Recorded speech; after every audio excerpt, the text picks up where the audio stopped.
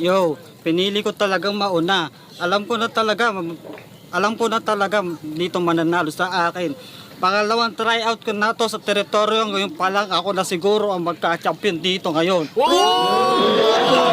Itang yan. Galing. Tang ina, lupit Kala mo ng music multi no? na yun, gago. Yun ang... Ay, parang may musicality talaga na ano yun, no? Ang Iba, galing mo. oo. Yung tunog pa lang, pinang kala mo, pukay na nila, lagi-espada na, ano, tiyang. Tsaka ang galing ang pino nun. Oo, ang galing. Chat, di ko lang to pinapailagat. Sabi niya sa akin, freestyle daw. Sabi ko, sige ka ako pang me time. Eh ngayon, nagkaroon ako ng time. Nag-chat ako sa teritoryo. Sinabi ko kaya Lil P, i-line up mo kami dalawa ni Jerel para wawasakin ko nung isa na ito.